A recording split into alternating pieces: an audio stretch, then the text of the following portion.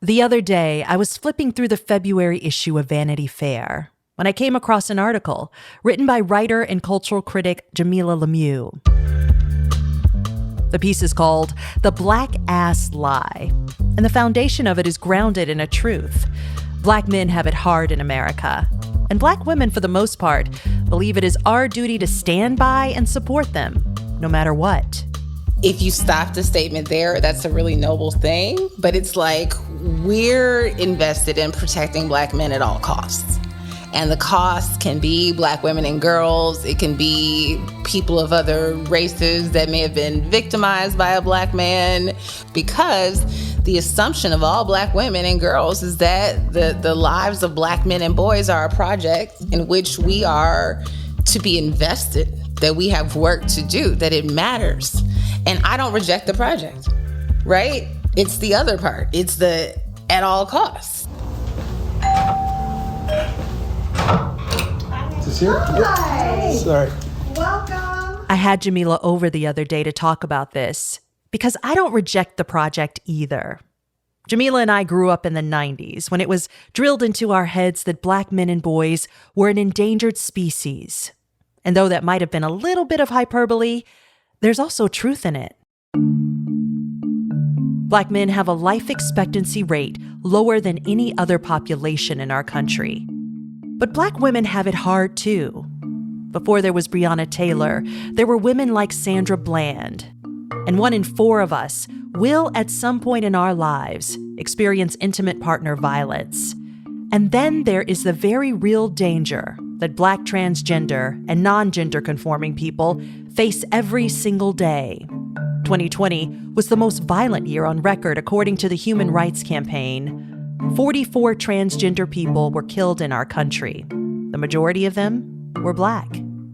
So this belief that straight Black men have it the worst, it's what Jamilah means when she says the black ass lie. And she believes it's clouded by one of our deepest desires. I think for our generation of Black women, we've been made to feel like not just that this is, your duty to support Black men, but like that being loved by a Black man is like the ultimate validation. I want for Black men to love and care for Black women the way that we love and care for them. We are going there. Is it even possible to break out of the bounds of patriarchy and this kind of oppression Olympics to a place where Black people are showing a mutual love and respect for each other? And do we even have an obligation to do that? That's the topic we're taking on this episode of Truth Be Told. Stay with us. Up until recently, writer Jamilah Lemieux had been on a break.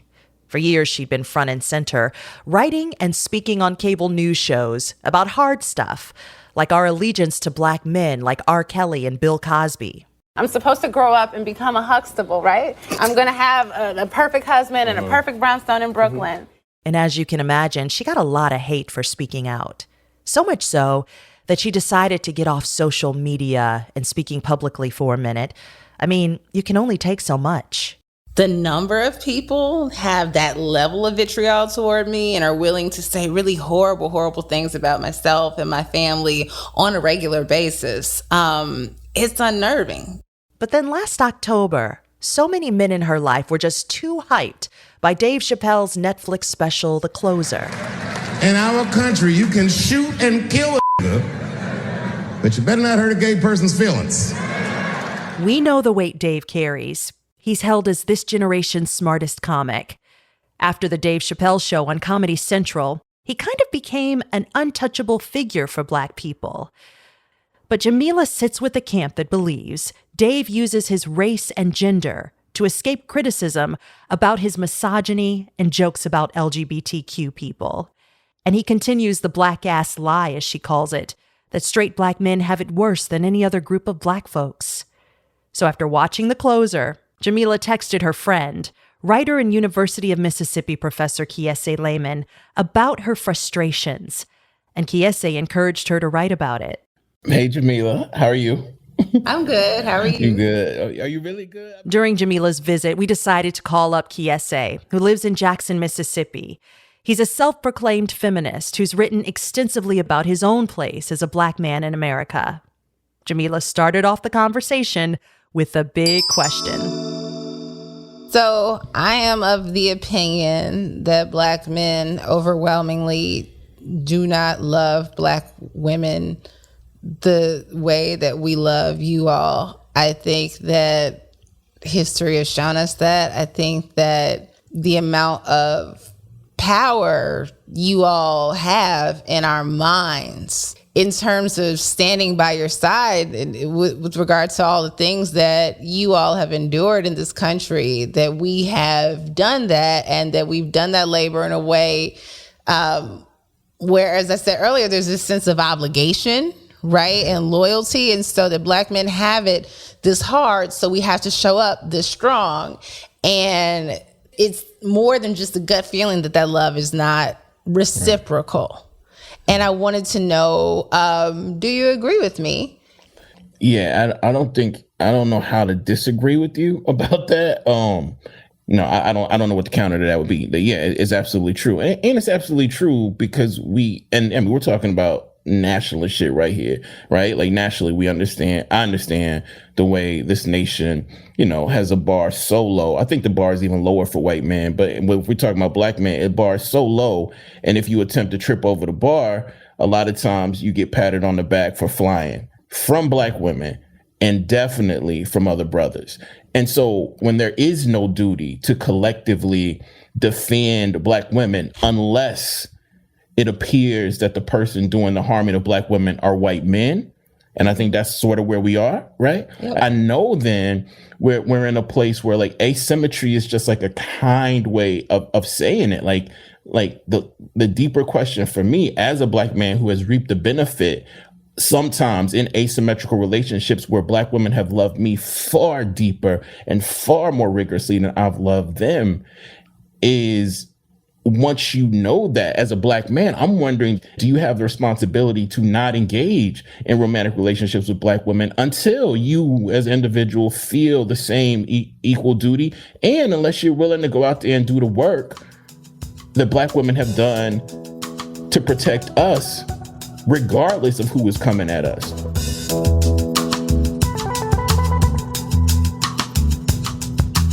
It is indisputable when you talk about relationships in this country that in this country, I've never been anywhere else really, that it is asymmetrical. We expect Black women to support us. Historically, they have supported us. We expect Black women to organize. When white folks come after us, historically, Black women have organized. We expect Black women to give us 2, 3, 4, 5, 6, 17 chances. Historically, Black women have given us 6, 17 chances. So if those are the facts, then we have to come to a conversation with those facts on our back. And I think a lot of us, though we want to claim to be manly men, it's really hard for us to come to a conversation weak. So how do we break that? Because if you all have fear about going into that conversation, how can we be expected to engage with men? I think it's the unwillingness of men to interrogate other men, right? To look the other way, toward acts of violence, towards, benevolent patriarchy, just looking the other way. And overwhelmingly, this culture that what you do to women is not a measure of who you are as a man. It simply doesn't matter. How you treat women doesn't matter. And so, like, to answer your question, I didn't mean exclusively romantic relationships, but we could certainly, see that exemplified there in terms of the distribution of love and responsibility and these things. But I think, again, what gets you all to the place where you can step up and be comfortable having those conversations? Because it seems that so much of what holds us back is fear of men. Yeah, pressure is the only thing that moves anybody. But I actually just want to say that, and my understanding could be wrong, but I think we are moving. I just don't think we're moving fast enough or with any sort of acuity, right? Like conversations are being had in public and private. People are paying, people are not paying. I think that what we do see is, like, sadly, the more effective the work, just like with white folk, the more particular and terrorizing the backlash. And that's what I think happened with the Chappelle stuff. I think a lot of the work that you've been doing, that you got like shrapnel and you got hit for all of those years, actually has bloomed. And you can actually see lots of different writers who took, thankfully took your teachings and pushed them this way and pushed them this way and this way. But what you also see is as the more prevalent like counter ideas become, right? Like the more prevalent the backlash. I think the Chappelle show, if it came out, for example, now, like the same jokes, there would be much more criticism. I just want to say for me, it's paradoxical because one of the reasons Chappelle can get up there and do that is because we never held Chappelle accountable for what Chappelle was doing with gender with the Chappelle show. We were just happy that some of us were just happy that Chappelle was defending the black race, i.e. black men.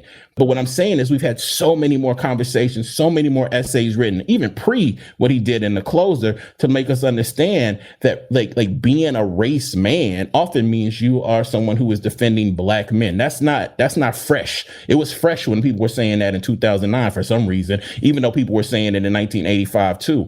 I think that there was the beginnings of a backlash then, and I think that backlash has just gained momentum. But as it's gained momentum, so too has this understanding that you cannot be a race man and not completely and wholly consider the ways that like trans folk, queer folk, and black women particularly who might be cis or trans are affected.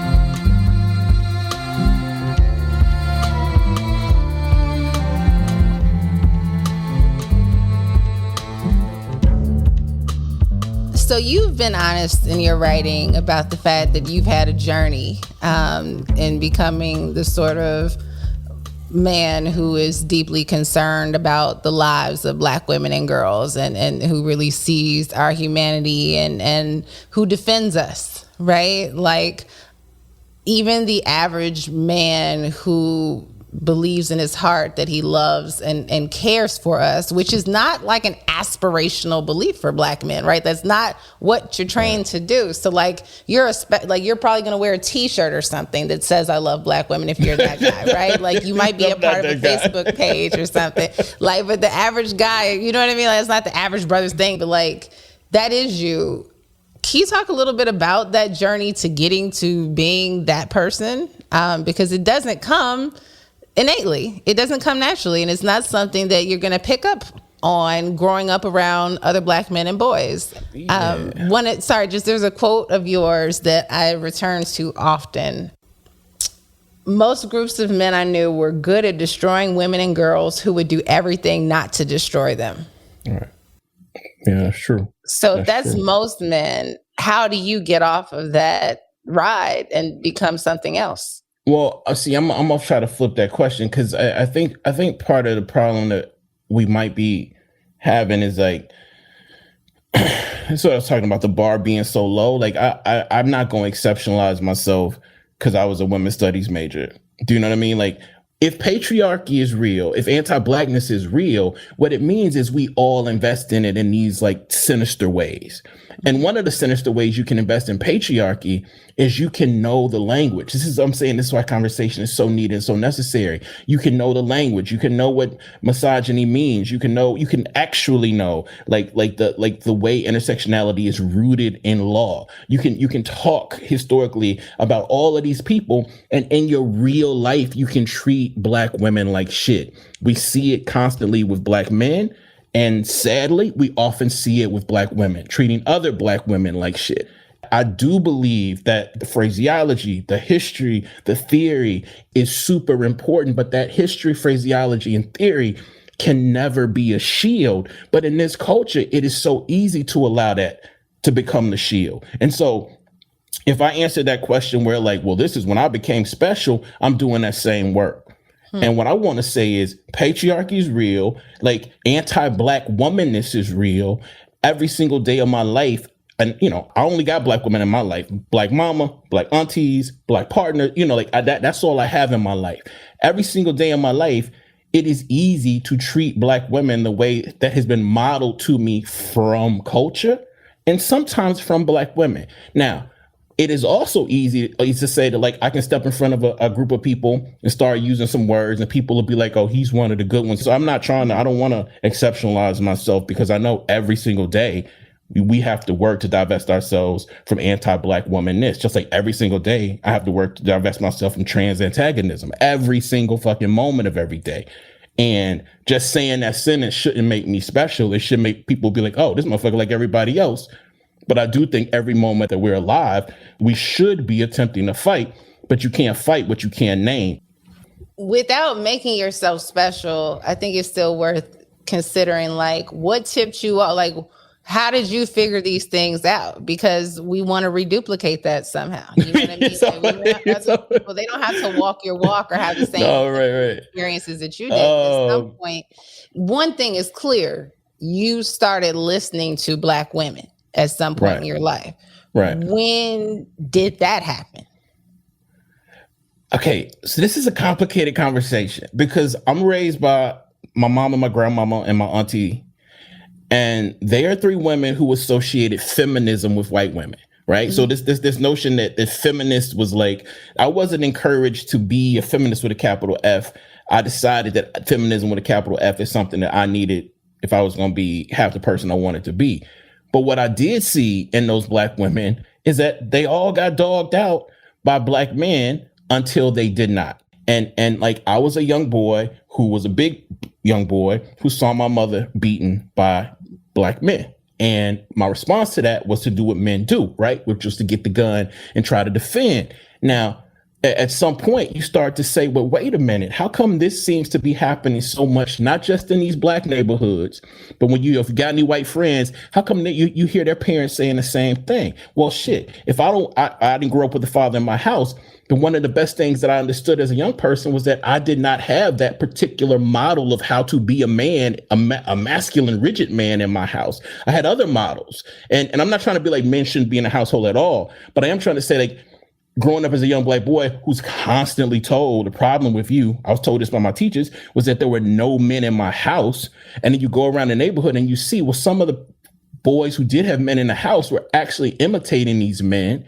And then, I just don't think you had to do much thinking to be like, I don't just want to be a present man in the house. I want to be a thoughtful Black man, which means sometimes I have to divest from the things I've been told Black men are supposed to be and do. But for me, it was rooted in the paradox of my mama and them not embracing feminism, but sort of longing for what I would consider like the goals of feminism in their relationship, which was like equity, and not getting it. So I want to ask a real question, right? I'm saying real because for me, it's hard to ask this question of you.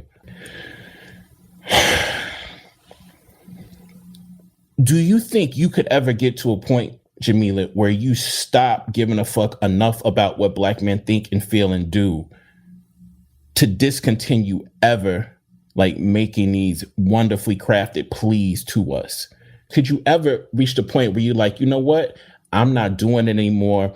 The cost overweighs the benefit, and I'm done. Could you ever be done pleading with Black people to be better in their relationships with patriarchy? It's hard for me to imagine that, but I will not sacrifice my life entirely. You know what I mean? Mm-hmm. Like, I am in therapy once a week. I'm aware of the toll. I don't think I'd ever pull back entirely because I just feel like the root of so much of my internal tension is this. Like, this is just the stuff that keeps me up at night. Like, I've been grappling with these concepts since I was in middle school, you know what I mean? If not younger. And it's a source of deep tension within me. Like, so I'm dissatisfied, right? I can't be at peace if we are not, making progress toward this, right? Can I ask another question? Mm-hmm. So one of the things that you do in that essay that was so important for me as an educator is, without creating a tutorial on what that B word as it relates to Black women has been and does, you really like pushed us to think about the ways, even those of us who consider ourselves like people who won't tolerate it, have kind of just been like, all right, the B word, like people saying that we ain't gonna win that one. You made me think again about the way Chappelle punctuates so many of his stand-ups and sketches with that word. Can you talk to me a bit about if you think we need to get to a place where that word is as seen as electric, and like I'm gonna stay over here from it as the N-word. And I'm interested in like, what do you see us moving to a space where particularly like Black men, I want to say, stop using that word?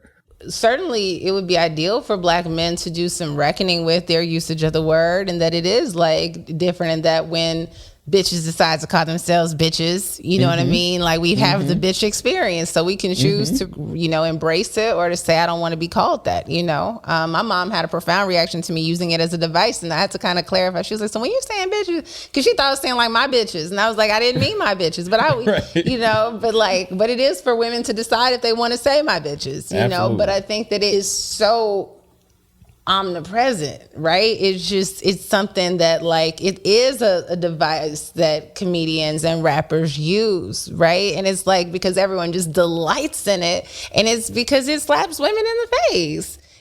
I remember Joan Morgan being the first person to really kind of lay it out for me, kind of like, what, with regard to us being called bitches, what do you expect of men who call themselves niggas? You know what I mean? Like, they have embraced the worst possible terminology for themselves and made it their thing. And so it stands to reason that this other worst possible terminology for a woman would be how they see us, you know? And so I think that we definitely need to have a reckoning with bitch and who's able to use it, and the fact that it's been interchangeable with woman. And even when you say, oh, this bitch was so bad, this bitch was so fine, it usually, there's something to it oftentimes that is not admiration, respect. It's not usually, I'm really giving her bad bitch props. There's still something antagonistic about her, you know? And that's the thing. It's an expression of Black men's antagonism toward Black women that has been really allowed in Black popular culture. And that's not to say it's not present in white folks' culture too, but I'm not a white folks ologist. Like, I'm not deeply ensconced in their TV shows and their rock albums to know what they're talking about. And for us, it is a part of our popular culture. You know what I mean? Is you don't have to dig in the crates. It's right there. These are the same songs we play for our children, you know, that they play at the school during the dance. You know, like, these are the people who use this word, people like Dave Chappelle. He's at the Kennedy Center getting the Mark Twain Prize for comedy. He is thought of as high as he can get in his field, right? In spite of how he engages with Black women and Black LGBTQ people in his work, right? And so, like, bitch is another reminder that it just does not matter how you regard women in terms of how you will be regarded by other people. Right. And I would argue that Chappelle gets that honor because there's also some sort of genius in the way Chappelle creates particular kinds of sets and arts. But I think that honor is given to him because of the way he deploys that word, not in spite of it. And in my experience, and this is where I think we're in a really scary place. In my experience, when cis, supposed straight Black men are together, feeling uncomfortable and insecure around each other, and we really want these other Black men to like us, that's when that word comes out the most. So what does it mean? And people call it homosocial. And I don't want to get too weird or heady in this conversation because I think it's actually a kind of homoerotic. But what does it mean then when we want Black men to like us? We're going to call Black women this B word. When we feel really small around other Black men, we want them to know that we're not really small. We use and deploy that B word. And when our favorite comedians sometimes need a joke to go over, they deploy that B word. So so what does it, you know, I mean, it's a rhetorical question, but like, so I think we're in a bad space with that word because we don't often think about the ways that like Black men, especially Black straight men that I know, like often needed to feel loved and cared for and liked by other Black men. So we're destroying Black women rhetorically so we can feel loved by Black men while also talking about queer brothers as if they're not brothers. So, personal question. When was the last time you held a Black cishet man accountable for something? I think this happens more often than sometimes people think. But this week, the writer, Dante Stewart, incredible young writer, called me. And Dante been calling me all week. And I saw Dante's number.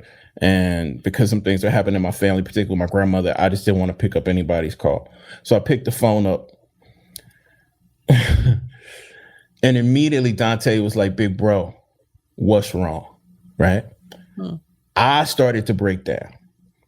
And he was like, let it out. Dante is probably 20 years younger than me. He said, let it out. Let it out. So I start sobbing because of something that's happening in my family. Dante then said, bruh, this is what happened to my grandfather 2 weeks earlier. I've been calling you because I needed to talk to you about that. And you weren't there for me. But you know what, big bruh, I understand. But can you talk to me about what I should feel about this complicated person who was made to suffer? And because that's a personal conversation, I'm not going to say any more about it, but that was the last time. But I think the important thing about it is that it was initiated by a 27-year-old Black man to a 47-year-old Black man. And then we got into the funk of actually holding each other accountable. And I didn't want to be held accountable for my emotionality. I didn't want to answer the phone because I knew if I answered the phone, I didn't want to break down, but I did. And then Dante did. And I'm not trying to make this like all like melodramatic, but that was the last time. And that was earlier this week, like on a Wednesday. So I guess Wednesday was the last time I held a cis het Black man accountable. I think those are still some somewhat unique circumstances in which it was a safe space for you all to be emotionally vulnerable with each other. Like, you know, he called you and you responded to the call. You know what I mean? Like, but can I just do the opposite of what I've been? But also just want to say, I hold Black cis men accountable every fucking hour of every day in my work. I mean, just the work every day that I do is asking cis Black men to reconsider like how we've been made every single day. This conversation is the second conversation I've had today about a particular kind of topic. That is a particular kind of holding accountable. Getting online, talking to fucking ignorant ass motherfuckers. I'm sorry to say, but just say that and be like, fam, what are you doing? Can we talk about what you're doing? But at this point in my career and my life, going back and forth with a brother who wants to believe that like Black men are more endangered than Black women, I don't know that work has any effect on anyone anymore. I used to think that was the work. I don't think that's the work no more.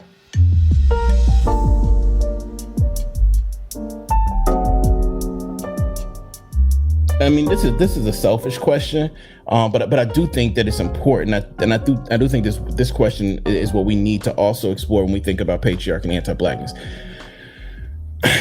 And I've seen you do this work, Jamilah, but do you feel often that you cannot critique Black women who are invested in a kind of anti-Black womanness publicly?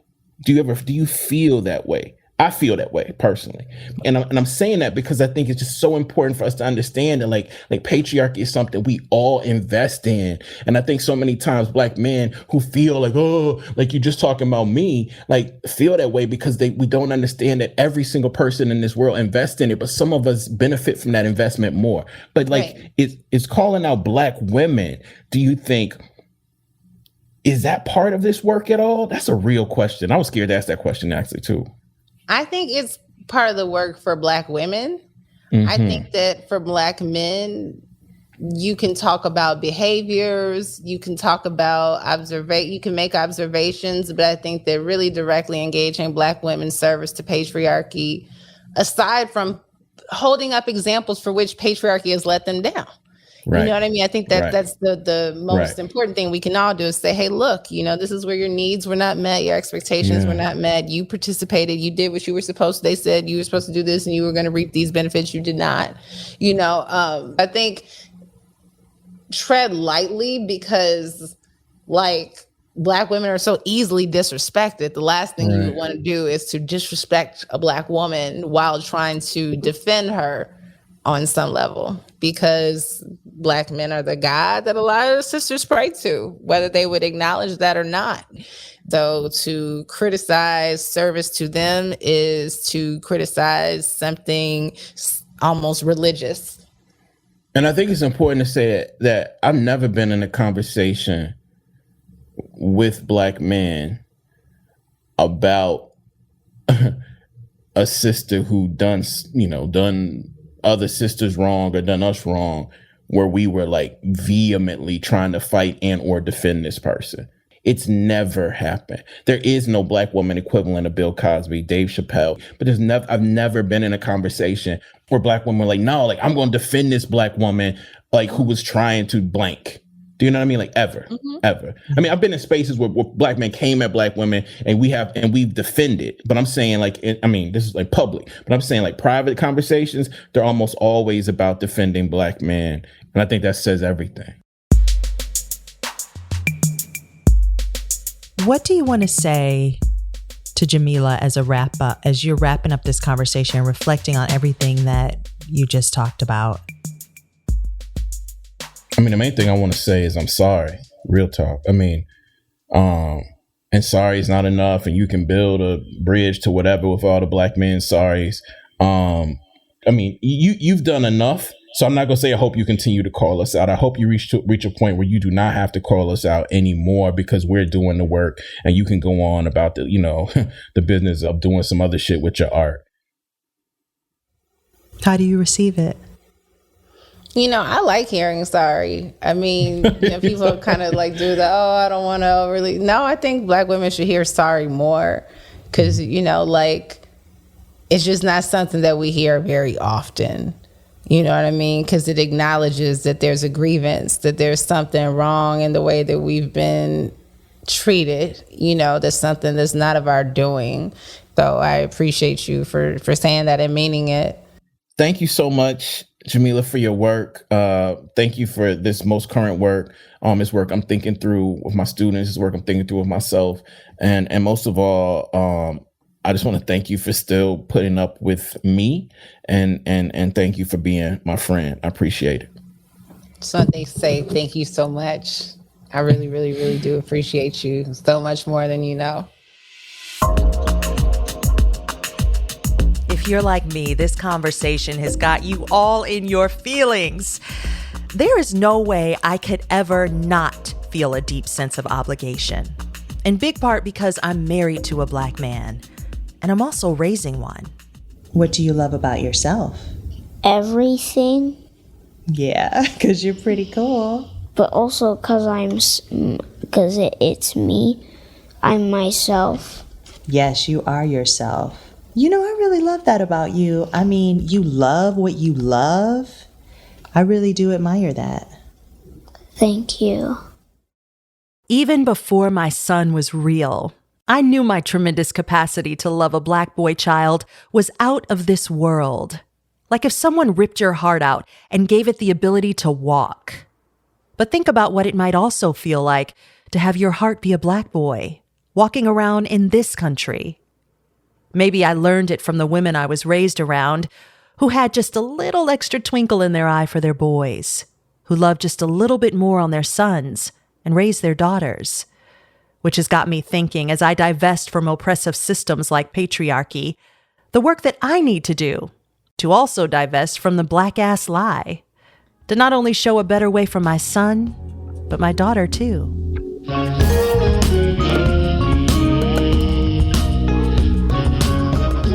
I'm still working through all of this, y'all, and I want to hear your thoughts.